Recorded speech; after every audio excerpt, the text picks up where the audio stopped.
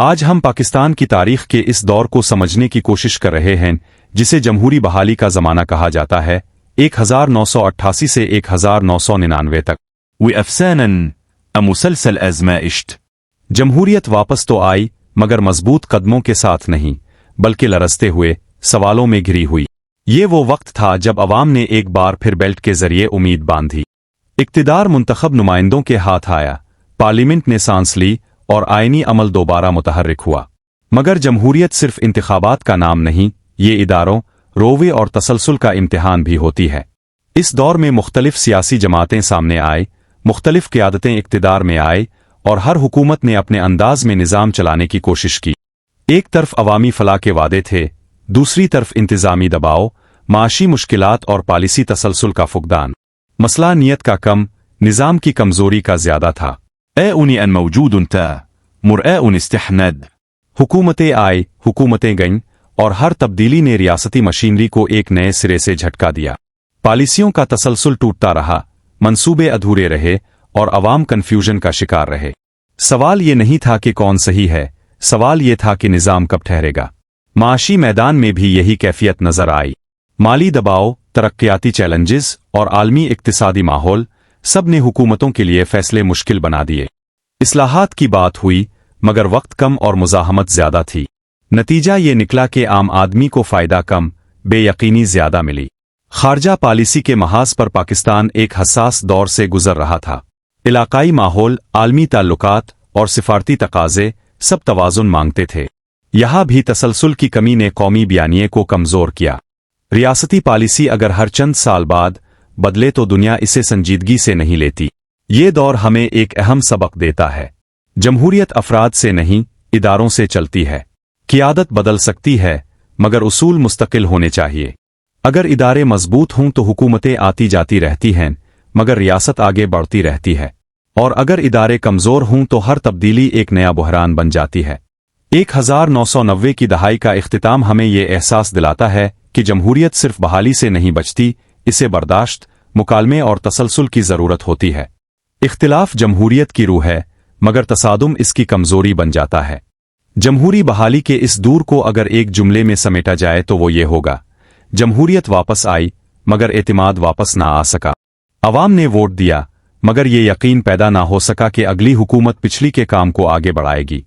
1990 کی دہائی میں سب سے بڑا مسئلہ یہ نہیں تھا کہ جمہوری نظام موجود نہیں تھا، بلکہ یہ تھا کہ جمہوری کلچر موجود نہیں تھا۔ برداشت، مفاہمت اور مسلسل مکالمہ، یہ سب کمزور رہے۔ سیست مقابل مرتعاون بنس۔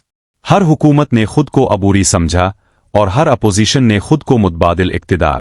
پارلیمنٹ قانون سازی کا مرکز ہونی چاہیے تھی، مگر اکثر سیاسی کشمکش کا میدان بن گئی۔ ایوان کے اندر بحث کم اور باہر شور زیادہ رہا۔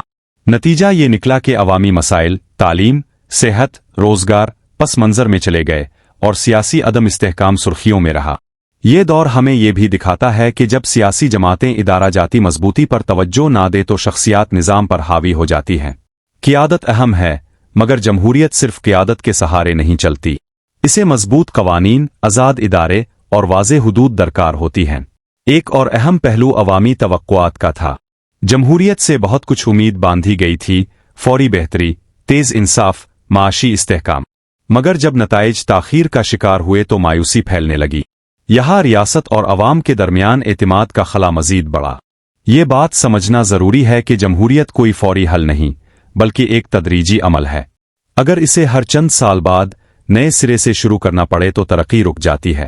یہی وجہ ہے کہ 1990 کی دہائی میں بہت سی پالیسیز مکمل ہونے سے پہلے ہی بدل گئیں۔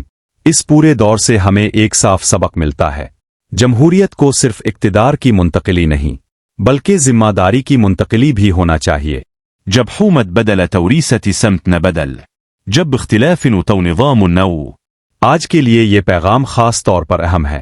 اگر ہم واقعی ایک مضبوط جمہوری مستقبل چاہتے ہیں تو ہمیں ماضی کی اس دہائی کو جذبات کے بجائے شعور سے دیکھنا ہوگا۔ نہ اسے مکمل ناکامی کہنا درست ہے، نہ مکمل کامیابی۔ یہ دور ایک سیکھنے کا مرحلہ تھا کہ جمہوریت صرف بحال نہیں کی جاتی، اسے سنبھالا جاتا ہے، اسے برداشت کے ساتھ چلایا جاتا ہے، اور سب سے بڑھ کر اسے وقت دیا جاتا ہے۔ آخر میں بس اتنا کہوں گا: قومیں انتخابات سے نہیں، جمہوری بحالی کا یہ دور صرف حکومتوں کے آنے جانے کا نہیں تھا بلکہ پاکستان کی سیاسی بلوغت کی آزمائش بھی تھا۔ اس میں عوام نے اپنی طاقت پہچانی اور سیاسی جماعتوں نے یہ سمجھا کہ عوام کی توقعات کا بوجھ آسان نہیں۔ یہ وہ دور تھا جب پاکستان میں مختلف نظریات اور سیاسی دھارے سامنے آئے۔ ایک طرف ترقی پسند پروگرام، عوامی فلاح اور تعلیم کی توجہ تھی، اور دوسری طرف معیشت، سرمایہ کاری اور بین الاقوامی تعلقات کے تقاضے۔ ہر حکومت نے اپنی ترجیحات بنائی، مگر اکثر یہ ترجیحات عملی سطح پر مکمل نہیں ہو سکے۔ جمہوریت کی سب سے بڑی خوبی یہ ہے کہ یہ اختلافات کو قابو میں رکھتی ہے۔